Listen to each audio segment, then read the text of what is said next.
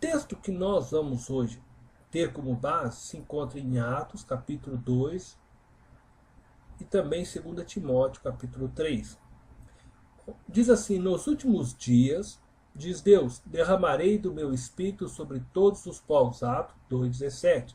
Em 2 Timóteo 3,1 fala assim: saiba disto, nos últimos dias sobrevirão tempos terríveis. Então, estamos diante de dois textos que fazem referência aos últimos dias. Entretanto, estes dois textos eles apresentam dois pontos de vista bem diferentes a respeito dos últimos tempos. O primeiro texto ele é uma citação do apóstolo Pedro, da profecia de Joel, que se encontra em Joel capítulo 2, a partir do verso 28. E Pedro cita a profecia de Joel como cumprida nos seus dias. Pedro compreende que os últimos dias começaram com Pentecostes. E este texto ele é desejável por toda a igreja. Muitos oram pelo derramar do Espírito sobre toda a carne. Pelo cumprimento das palavras também seguintes deste texto que diz: os seus filhos e as suas filhas profetizarão, os velhos terão sonho, os jovens terão visões, e até sobre os servos e servas derramarei do meu Espírito naqueles dias. Essas são promessas para os últimos dias. O segundo texto ele foi escrito por Paulo. Ele possui uma perspectiva não muito desejável dos últimos dias. Né? Paulo, o apóstolo, ele afirma que serão tempos em que homens e mulheres sofrerão por causa do aumento da maldade do ser humano em geral. Paulo trata os últimos dias como algo que estava próximo de acontecer, mas que ainda não tinha acontecido. O que pretendo aqui chamar a atenção é que ambas as visões ou interpretações dos últimos dias são verdadeiras. Ambas são palavras dignas de atenção de nossa parte, pois estão mostrando duas realidades que serão experimentadas pela igreja e, consequentemente, pelo mundo nos últimos dias. Portanto, amados, os últimos dias significa tempo de avivamento. Dias de grande derramar do Espírito de Deus. De um grande número de pessoas sendo alcançadas pela graça de Deus. De crescimento das igrejas. Dias de milagre, mas também dias de dor, sofrimento, perseguição, de enganos e de crescimento dos falsos mestres. Entretanto, nós que ainda vivemos nos últimos tempos, nos esquecemos de que avivamento e sofrimento caminham lado a lado na história. Não existe avivamento sem perseguição, sem derramar de sangue, sem calúnias, assim como não existe sofrimento sem que Deus esteja derramando o seu Espírito em algum lugar deste mundo. Deus não permitirá que sua igreja seja vencida pelo exército inimigo. Sempre haverá uma voz anunciando a mensagem do Evangelho. É diante dessa visão que eu gostaria de destacar alguns fatos.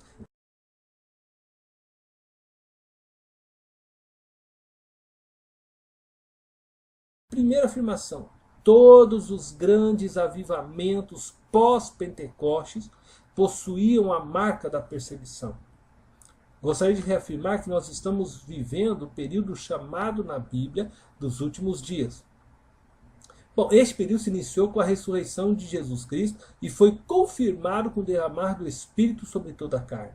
Neste período estamos vivendo um constante movimento de avivamento. Durante todos estes anos, cada vez que uma vida se rendeu a Jesus Cristo como seu único Senhor e Salvador, a manifestação do avivamento se fez presente. A história da reforma ela também foi um momento de grande avivamento, onde a fé foi redescoberta. Muitas pessoas começaram a se converter ao Evangelho de Jesus Cristo e novamente se irrompeu uma grande perseguição aos cristãos agora chamados protestantes. Hoje nós estamos vivendo um período na história da igreja brasileira de um grande número de pessoas se convertendo ao Evangelho. Mas não me recordo de uma perseguição na igreja brasileira. Na verdade, não tivemos e não estamos tendo uma perseguição até o momento. Em parte devido à nossa cultura cristã e do outro lado devido ao silêncio de nossas igrejas. Como que tem se posicionado a igreja brasileira, histórica e protestante? Como se tem posicionado a igreja brasileira pentecostal e a neopentecostal diante de uma sociedade que se corrompe a cada dia mais? Será que alguma das nossas igrejas tem sido perseguida por defender a verdade, por anunciar um evangelho segundo a palavra de Deus? Não, não é verdade? Quando ouvimos algo sobre perseguição, ela está baseada não no que tem sido feito de luta por justiça, por verdade. Pelo contrário, quando nós ouvimos algum anúncio de perseguição, ela está baseada nas distorções que a igreja brasileira tem demonstrado à sociedade. Baseando-nos nas experiências dos grandes avivamentos, nós podemos e devemos perguntar: estamos vivendo um avivamento genuíno? Pode o mundo ao nosso redor piorar e a igreja não ser notada pelo mundo? Pode a luz não incomodar a escuridão? Quer dizer, qual evangelho temos pregado que não impacta o mundo? Você tem sido perseguido por causa de sua fé? Já experimentou a zombaria de um amigo por causa da sua fé? Já foi excluído de alguma festa porque você é cristão?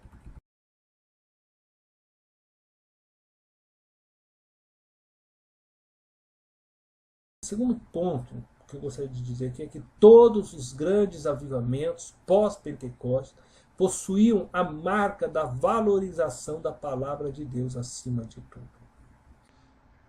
Quando lemos as histórias dos grandes avivamentos, notamos uma grande preocupação por parte da igreja e de sua liderança com a palavra de Deus. Na igreja primitiva, essa preocupação ela é evidente na própria preocupação dos apóstolos em nomear diáconos para a igreja, conforme nós podemos ler em Atos capítulo 6, verso 1 ao 4. A igreja estava num processo de grande avivamento, e este avivamento trouxe para a igreja um grande número de pessoas convertidas ao evangelho. Bom, o crescimento da igreja gerou um problema que só pôde ser corrigido com uma reforma organizacional da igreja. Esta reforma ela se fez necessária porque os discípulos de Jesus entenderam que era necessário que eles se dedicassem à oração e ao ministério da palavra. Atender as pessoas era importante. Socorrer as viúvas em suas necessidades era importante.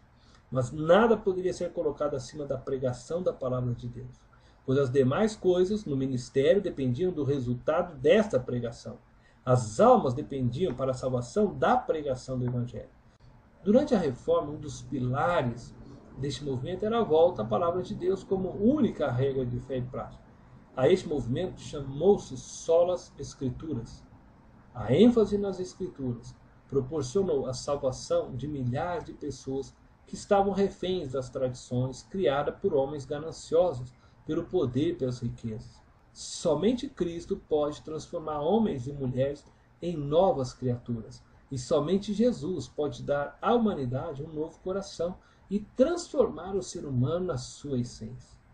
Essa transformação ela é causada pela palavra de Deus. O Espírito Santo usa a palavra para nos transformar pela renovação da nossa mente.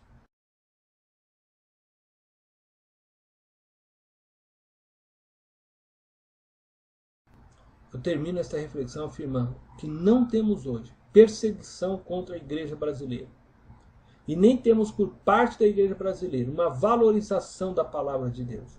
E tal conclusão me faz afirmar que não temos um grande avivamento genuíno. Mas pela graça de Deus nos encontramos nos últimos dias. Tempo este onde o avivamento se faz presente todos os dias, assim como as catástrofes e as maldades dos homens. A proliferação de muitas igrejas, baseadas na figura de líderes carismáticos sem conhecimento da palavra de Deus, tem feito proliferar muitas bobagens no meio eclesiástico. E somente um retorno à palavra de Deus poderá levar a igreja brasileira a um estilo de vida comprometido com a verdade, justiça e desapego dos valores do mundo, levando-a a influenciar a sociedade contemporânea e, por sua vez, a ser hostilizada por aqueles que não temem a Deus. Que você possa pensar sobre este texto, sobre esta reflexão, que Deus possa falar ao seu coração.